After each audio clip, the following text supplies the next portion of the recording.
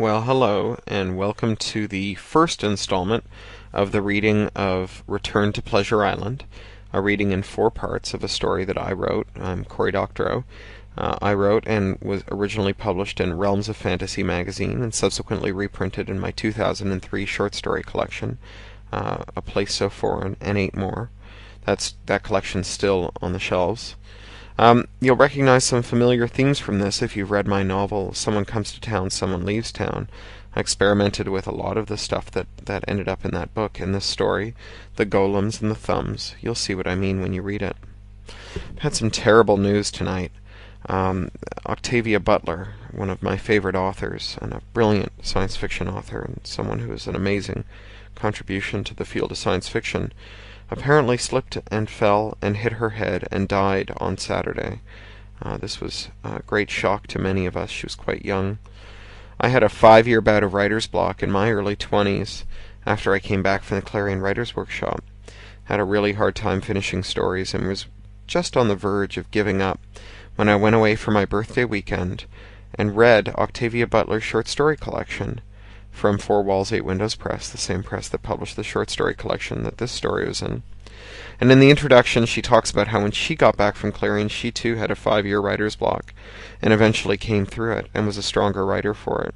And it was reading that made me resolve to go on writing. I literally wouldn't have written this story, or any of the other stories that I've read or published, if it wasn't for Ms. Butler, and the amazing work she did. She really went too early. She had many more good books left in her, and much more contributions to make to the field, and more writers to inspire. My sympathy goes out to the people who knew her and loved her. I hope you enjoy the story. Return to Pleasure Island by Cory Doctorow. Originally published in Realms of Fantasy, August 1999, reprinted in the collection A Place So Foreign and 8 More by Cory Doctorow, published by Four Walls, Eight Windows Press, 2003. George twiddled his thumbs in his booth and watched how the brown, clayey knuckles danced over top of one another. Not as supple as they had once been, his thumbs, no longer the texture of wet clay on a potter's wheel, more like clay after it has been worked to exhausted crackling and brittleness. He reached into the swirling vortex of the cotton candy machine with his strong right hand and caught the stainless steel sweep arm. The engines whined, and he felt them strain against his strong right arm like a live thing struggling to escape a trap. Still strong, he thought, still strong, and he released the sweep arm to go back to spinning sugar into floss. A pack of boys sauntered down the midway, laughing and calling, bouncing high on sugar and G-stresses. One of them peeled off from the group and ran to his booth, still laughing at some cruelty. He put his palms on George's counter and pushed against it, using them to lever his little body in a high-speed pogo. "Hey, mister," he said, "how about some 3-color swirl with sprinkles?" George smiled and knocked the rack of paper cones with his strong right elbow, jostled it so one cone spun high in the air, and he caught it in his quick left hand. "Coming right up," he sang, and flipped the cone into the floss machine. He spun a beehive of pink, then layered it with stripes of blue and green. He reached for the nipple that dispensed the sprinkles, but before he turned its spigot, he said, "Are you sure you don't want a dip, too? Fudge, butterscotch, strawberry?" The boy bounced even higher, so that he was nearly vaulting the counter. "All 3," he said, "all 3." George expertly spiraled the floss through the dips, applied a thick crust of sprinkles. "Open your mouth, kid," he shouted with realistic glee. The boy opened his mouth wide, so that the twinkling lights of the midway reflected off his back molars and the pool of saliva on his tongue. George's quick, clever left hand dipped a long-handled spoon into the hot fudge, then flipped the sticky gob on a high arc that terminated perfectly in the boy's open mouth. The boy swallowed and laughed gooily. George handed over the dripping confection in his strong right hand, and the boy plunged his face into it. When he whirled and ran to rejoin his friends, George saw that his ears were already getting longer, and his delighted laugh had sounded a little like a bray. A job well done, he thought, and watched the rain spatter the spongy rubber cobbles of the midway. George was supposed to go off shift at midnight. He always showed up promptly at noon, but he rarely left as punctually. The soft one who had the midnight to 6 shift was lazy and late, and generally staggered in at 12:30, grumbling about his tiredness. George knew how to deal with the soft ones, though. His father had brought him up surrounded by them, so that he spoke without his father's thick accent, so that he never inadvertently crushed their soft hands when he shook with them, so that he smiled good-naturedly and gave up a reasonable facsimile of sympathy when they griped their perennial gripes. His father! How wise the old man had been, and how proud, and how stupid! George shucked his uniform backstage and tossed it into a laundry hamper, noting with dismay how brown the insides were, how much of himself had eroded away during his shift. He looked at his clever left thumb and his strong right thumb, and tasted their good earthy tastes, and then put them away. He dressed himself in earth-colored dungarees and work shirt that his own father had stolen from a laundry line when he left the ancestral home of George's people for the society of the soft ones. He boarded a cast-member tram that ran through the utilidors underneath Pleasure Island's midway, and stared aimlessly at nothing as the soft ones on the tram gabbled away, as the train sped away to the cast housing, and then it was just him and the conductor, all the way to the end of the line, to the cottage he shared with his two brothers, Bill and Joe. The conductor wished him a good night when he debarked, and he shambled home. Bill was already home, napping in the pile of blankets that all three brothers shared in the back room of the cottage. Joe wasn't home yet, even though his shift finished earlier than theirs. He never came straight home. Instead, he wandered backstage, watching the midway through the peepholes. Joe's lead had spoken to George about it, and George had spoken to Joe, but you couldn't tell Joe anything. George thought of how proud his father has been, having 3 sons. 3! George, the son of his strong right thumb, and Bill, the son of his clever left thumb, and Joe, the son of the tongue. An old man's folly that left him wordless for the remainder of his days. He hadn't needed words, though. His cracked and rheumy eyes had shone with pride every time they lit on Joe, and the boy could do no wrong by him. George busied himself with supper for his brothers. In the little wooded area behind the cottage, he found good clean earth with juicy roots in it.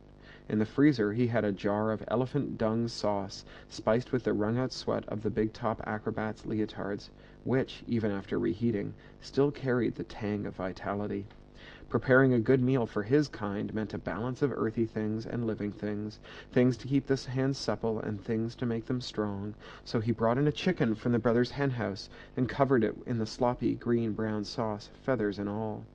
Bill, being the clever one, woke when the smell of the sauce bubbling in the microwave reached him, and wandered into the kitchen. To an untutored eye, Bill and George were indistinguishable. Both of them big, even for their kind, for their father had been an especially big specimen himself, whose faces were as expressive as sculptor's clay, whose chisel-shaped teeth were white and hard as rocks. When they were alone together, they went without clothing, as was the custom of their kind, and their bodies bulged with baggy, loose muscle. They needed no clothing, for they lacked the shame of the soft ones, the small thumb between the legs. They had a more civilized way of reproducing. "Joe hasn't returned yet?" Bill asked his strong brother. "Not yet," George told his clever brother. "We eat then. No sense in waiting for him. He knows the supper hour," Bill said, and since he was the clever one, they ate.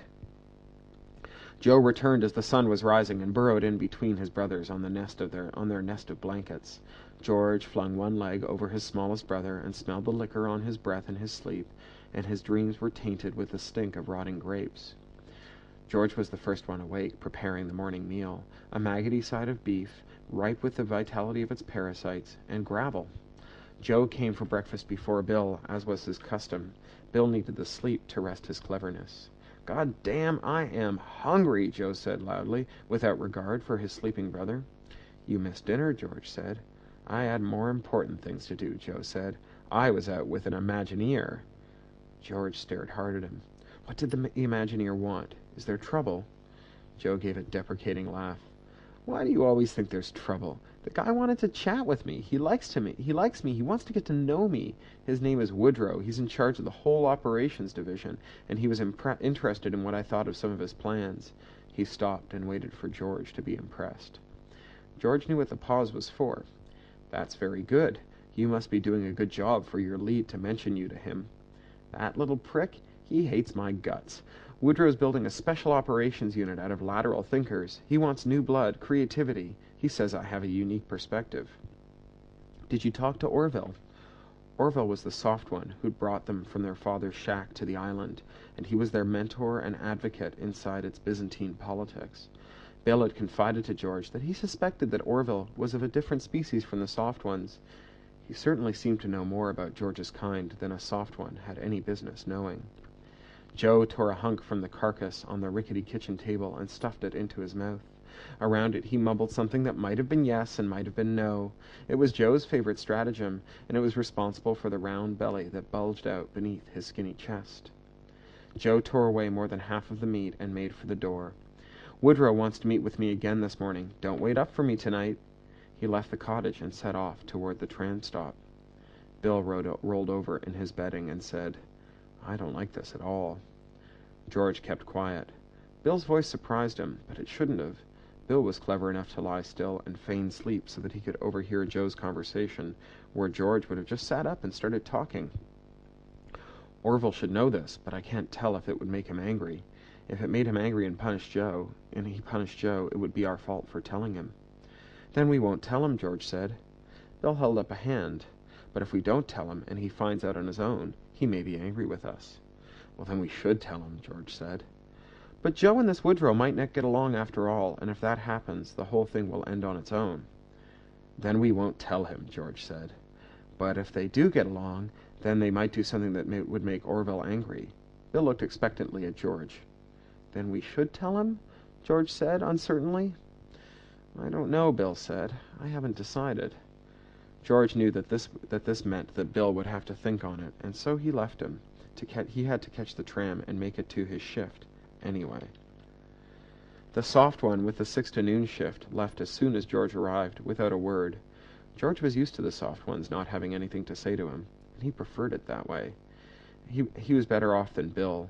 Soft ones always wanted to talk to Bill, and he hated it.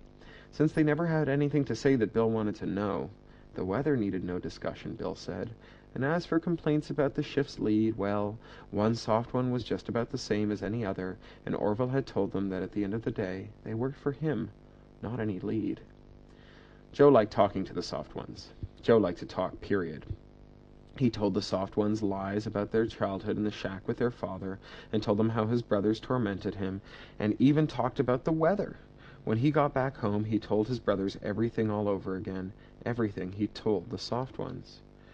George had memorized the SOP manual when they came to the island 5 years before. It clearly said that the floor of the booth would be disinfected every 3 hours, and the surfaces polished clean, and the pots and machines refilled.